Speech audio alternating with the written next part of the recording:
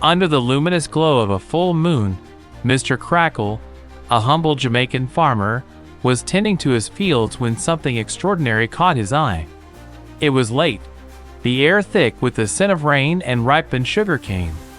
As he paused to listen to the rustling leaves, he noticed a strange shimmer among the trees. Suddenly, through the dense forest, two celestial horses appeared, manes and tails blazing with shimmering stardust, their hooves pounding the earth with a thunderous rhythm that echoed through the night. Their bodies radiated an otherworldly glow, casting flickering lights across the darkened woods. Mr.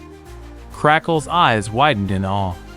He had heard stories from elders about mystical creatures, but never believed he'd witness such a sight.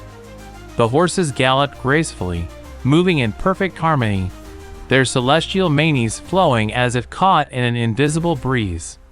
The forest seemed to bend around them, as if recognizing their divine presence. As they raced past, the horses left behind trails of shimmering light, illuminating the path ahead.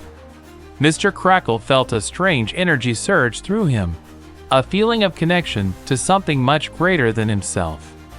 It was as if the celestial horses were guiding him, whispering secrets of the universe in their silent, radiant dance. Then, just as suddenly as they appeared, the horses vanished into the night sky, dissolving into a cascade of sparkling stars.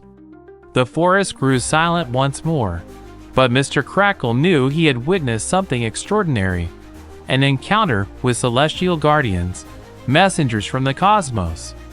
From that night on, Mr. Crackle carried a renewed sense of wonder and purpose, forever inspired by the celestial horses that galloped through his forest, reminding him that even in the smallest corners of the world, the universe holds mysteries waiting to be uncovered.